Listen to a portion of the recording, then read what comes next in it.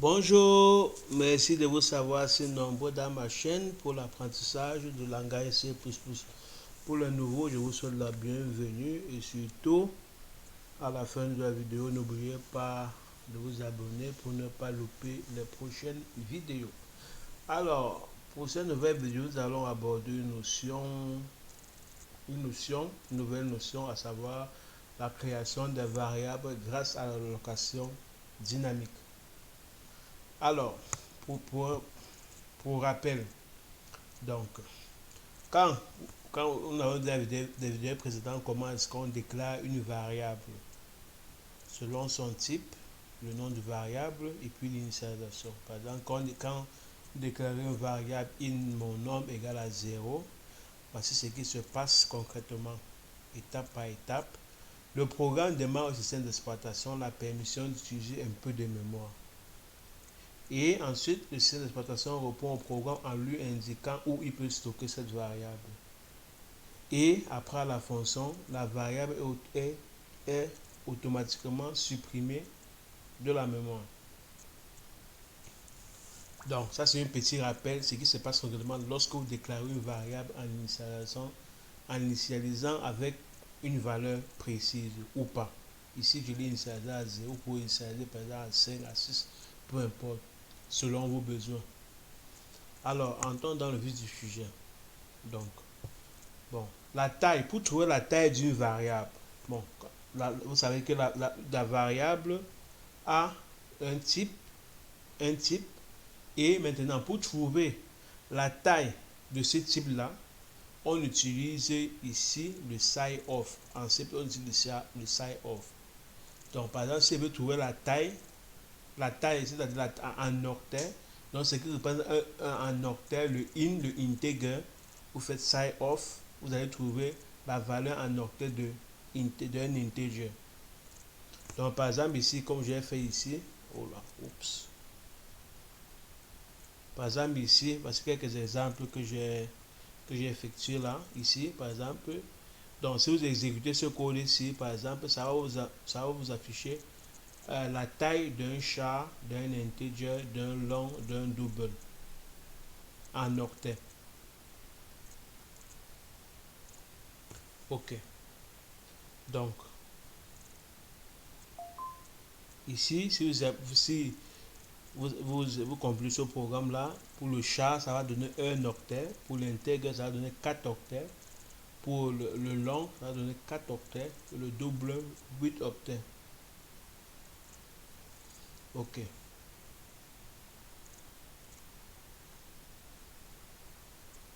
Ici maintenant, ici là, j'ai déclaré une variable intègre. Bon, pour vous montrer ce qui se passe concrètement dans le système d'exploitation. Lorsque vous déclarez une variable, par exemple, nombre, en initialisant par exemple à 18 ici, voyez ce qui se passe concrètement dans le système d'exploitation. Comme je vous l'ai dit tout à l'heure ici en haut, que ici quand on déclare une variable, le programme demande au système d'exploitation la permission d'utiliser un peu de mémoire et le système d'exploitation répond en lui indiquant où il peut stocker cette variable. Et après, à la fin de la fonction, la variable est automatiquement supprimée de la mémoire. Donc ici, quand je déclare une variable, par exemple ici, nombre égal à 18, voyez ce qui se passe concrètement au niveau de la mémoire.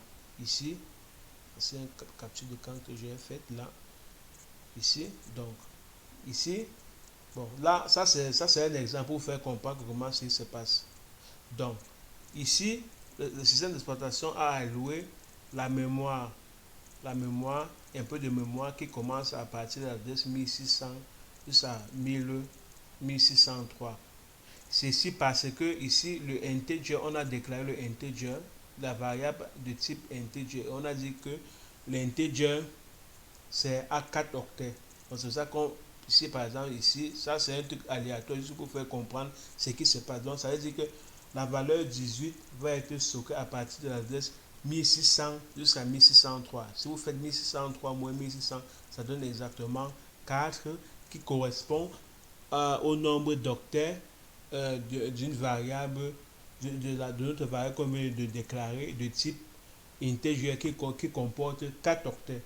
Donc le nombre d'octets représente le nombre de places que sera alloué, le nombre de places qui sera utilisé dans le système d'exploitation au niveau de l'adresse.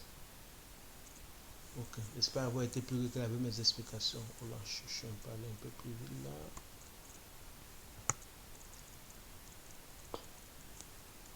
Ok. Donc, et maintenant, quand on déclare, parce que dans vos programmes, vous déclarez aussi parfois des tableaux. Par exemple, ici, le tableau, ci a 100 valeurs et est de type intégré. Donc, en réalité, quand vous déclarez un tableau de ce type-ci, de type intégré et de taille 100, le tableau va occuper en réalité dans la mémoire 4 fois 100. Donc, ça veut dire le nombre d'octets de intégrer le type du tableau et puis la taille du tableau. Donc voici un don. Ici, quand on déclare integer tableau 100, ça va en tout occuper 400 octets en mémoire, c'est-à-dire 4 fois 4 qui représente le nombre d'octets du type du tableau qui est intégré, qui fait 4, et puis maintenant de la taille du tableau qui est 100, qui font en tout 100 octets en mémoire. Et même si le tableau est vide, il prendra toujours 100 octets.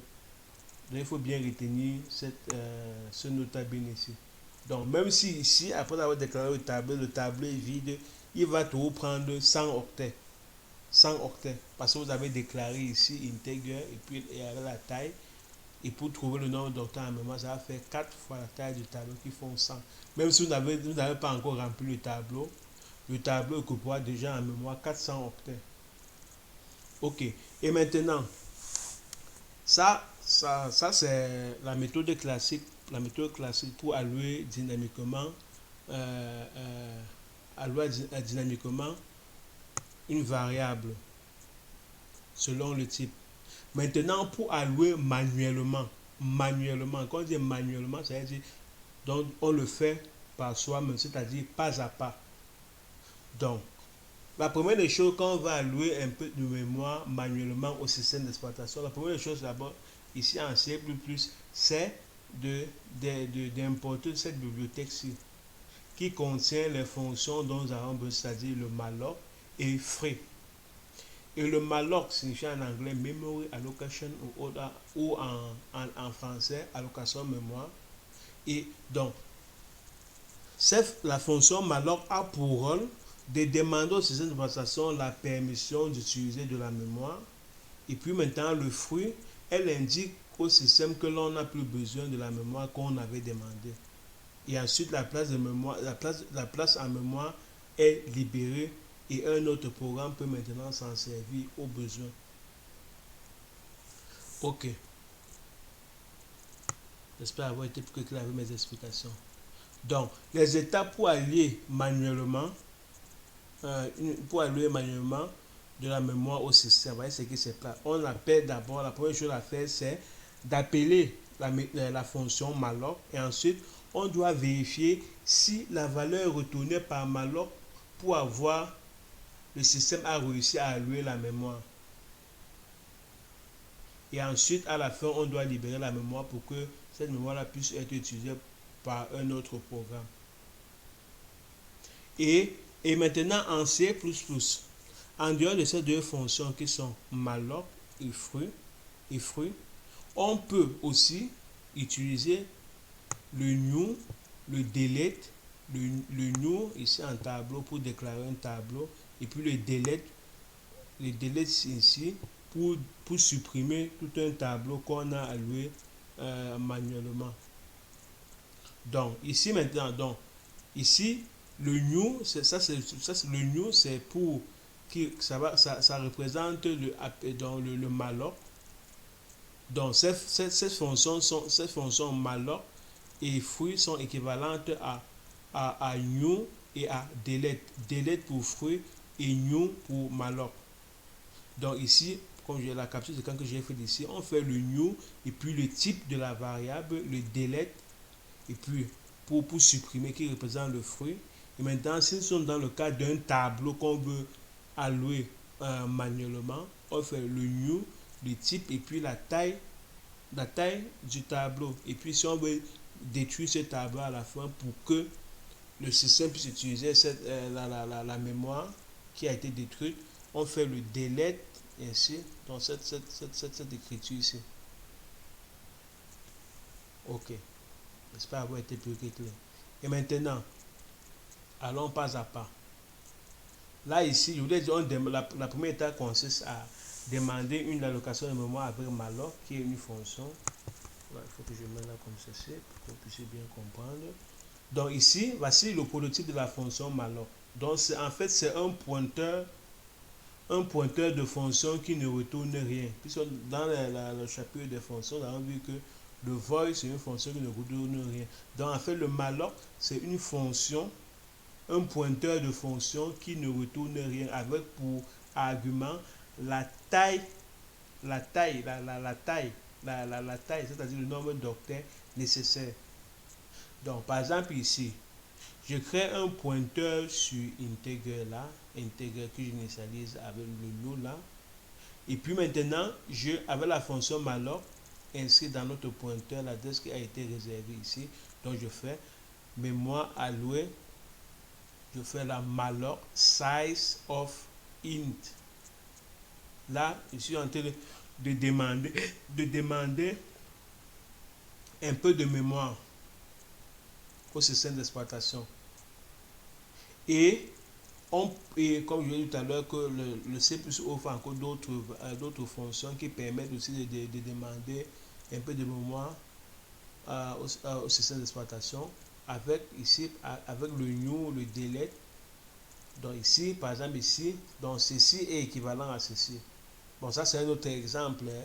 Par exemple, je fais integer là, dans un pointeur de type integer et j'alloue ici un peu de mémoire, donc ceci, cette ligne ici est équivalent à exactement à ceci.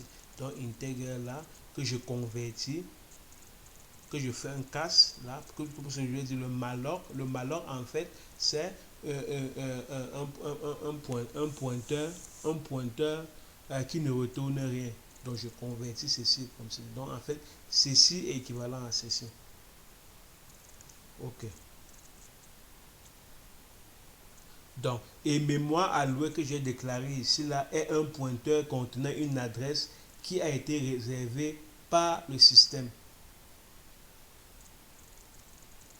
Donc, comme tout à l'heure, je vous ai dit l'exemple précédent, je vous ai déclaré une variable. Là, vous avez vu, en fait, la variable était de type integer et possédait 4 octets. Ça commençait à partir de l'adresse 1600 jusqu'à 1603 qui correspond à 4 octets.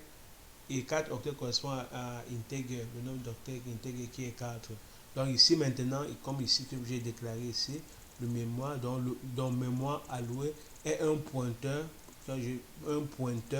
ici est un pointeur contenant une adresse qui a été réservée par le système. Donc quand on déclare, quand on demande un peu de mémoire manuellement, le pointeur ici, on crée en fait un pointeur contenant une adresse qui a été réservée par le système. Ok, j'espère avoir été plus que clair. Et maintenant, deuxième étape, je veux dire qu'il faut tester tester le pointeur pour vérifier la valeur retournée par malloc. Donc il y a deux possibilités. Si l'allocation a marché, votre pointeur contient une adresse. Si ce n'est pas le cas, notre pointeur contient l'adresse null. Ok. Et puis maintenant ici un exemple ici que je vais faire en image là.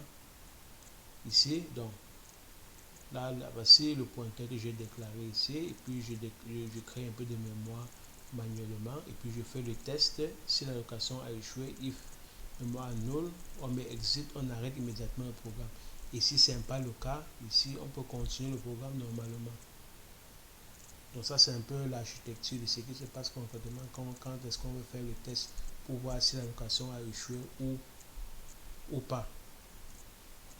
Et maintenant la troisième étape, comme je vous l'ai dit, la troisième étape consiste maintenant à libérer libération de la mémoire avec la méthode de fruit, comme nous avons vu tout à l'heure, avec la méthode de fruit. Donc voici le prototype de la fonction void. En fait c'est une fonction une fonction qui ne retourne rien et qui a pour paramètre un pointeur qui ne retourne rien ici.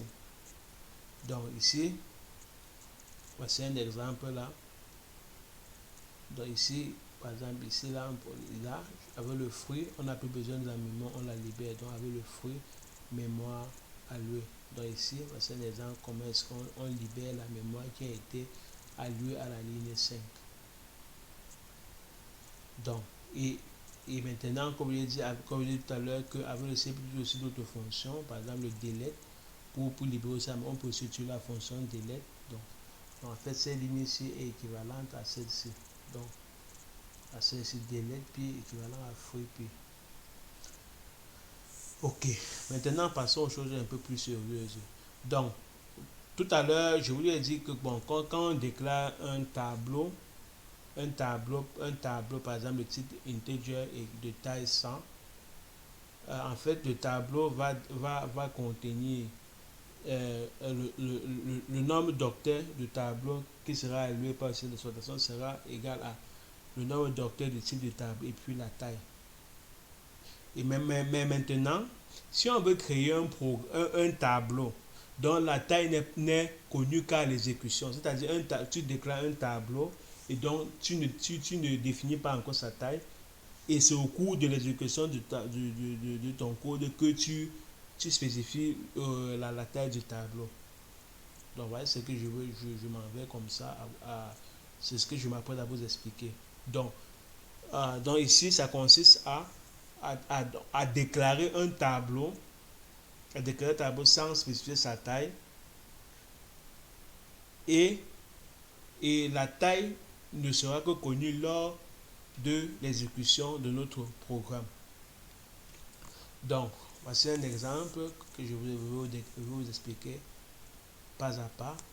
Ici, donc en fait, le code consiste à demander à un utilisateur de donner le nombre d'amis dont il dispose.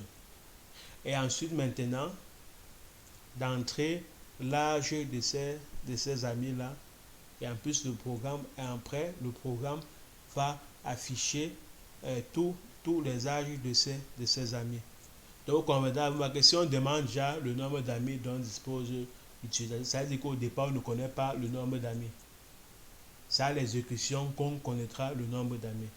Donc, ce que je fais ici à la ligne 7, par exemple, ici, je déclare une variable pour contenir le nombre d'amis que j'initialise à 0, puisque au départ, on ne sait pas le nombre d'amis dont dispose l'utilisateur. Et puis, je déclare une variable i qui va servir à parcourir une boucle. Un boucle qui va demander à chaque fois à l'utilisateur d'entrer l'âge de son premier ami, deuxième ami, etc. Donc, ici maintenant, là, ici, je déclare un pointeur. Et ce pointeur va servir de tableau après l'appel du malloc.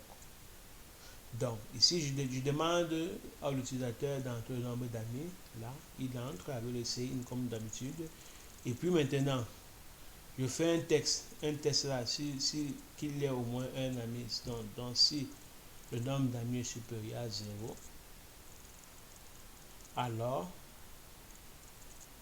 on alloue de la mémoire pour notre tableau. C'est-à-dire, on crée maintenant un tableau en fonction du nombre d'amis donné par l'utilisateur. Donc, ça correspond bien à ce que cette partie du cours.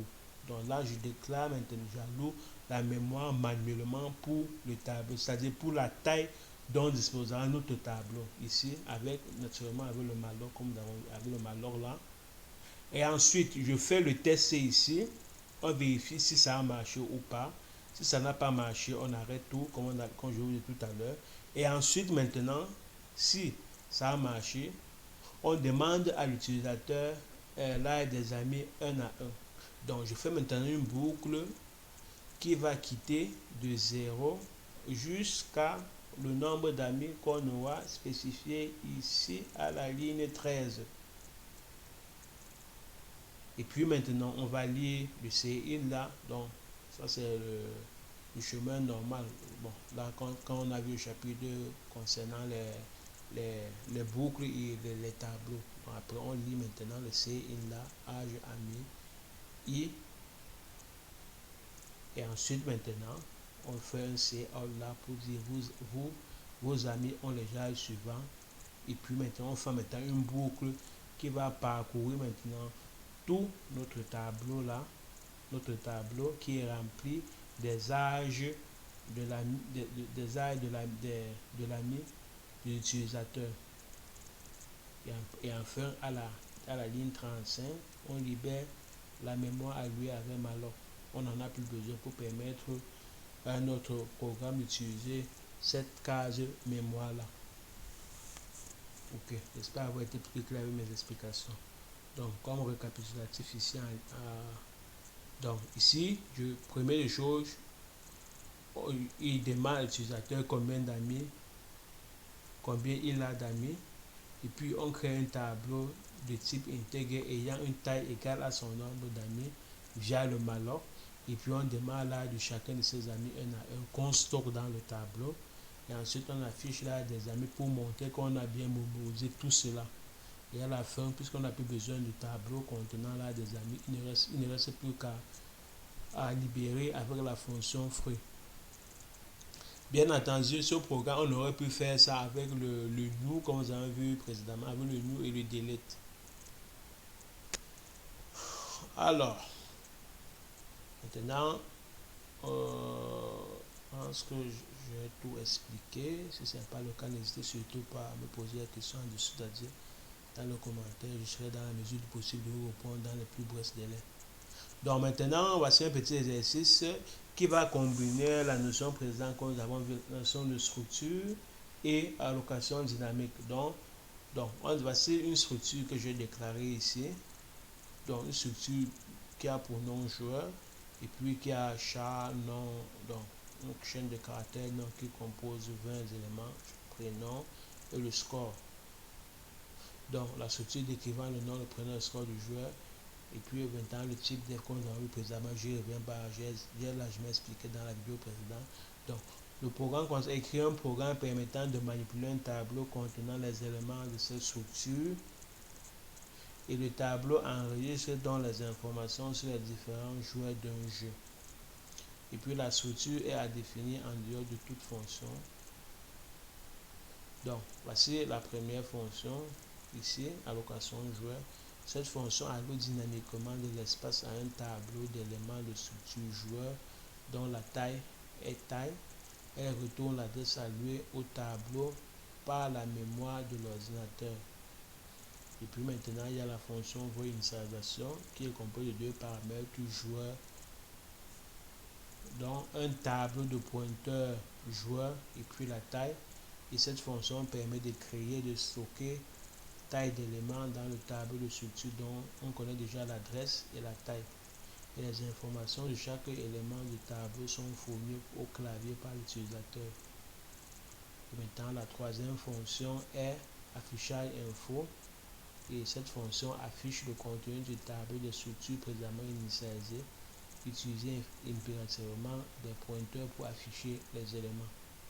Puis maintenant, la fonction affichage gagnant. Cette fonction détermine le gagnant du jeu et affiche les informations nom, prénom, score sur ce gagnant. Utilisez ici aussi les pointeurs. Donc maintenant, il y a la fonction main qui demandera à l'utilisateur d'entrer le nombre de joueurs et appellera les différentes fonctions définies plus haut dans le but d'afficher les informations sur le gagnant du jeu. Donc, l'espace alloué du tableau doit être libéré à la fin de son utilisation, bien entendu avec le fruit. Donc, c'est un exercice assez facile si vous m'avez bien suivi dans mes explications. Donc, avec ceci, nous arrivons à la fin de cette nouvelle vidéo. Comme d'habitude, je vous remercie d'abord chaleureusement de m'avoir suivi. Et si vous avez quelques points d'interrogation concernant tout ce que j'ai dit dans cette vidéo, n'hésitez surtout pas à me poser des questions en dessous, c'est-à-dire dans le commentaire. J'essaierai dans la mesure du possible de vous répondre. Donc d'ici à là, portez-vous bien et surtout prenez soin de vous. car chaque jour est une nouvelle vie. Allez, ciao, ciao. Allez, à la prochaine vidéo. Bye bye.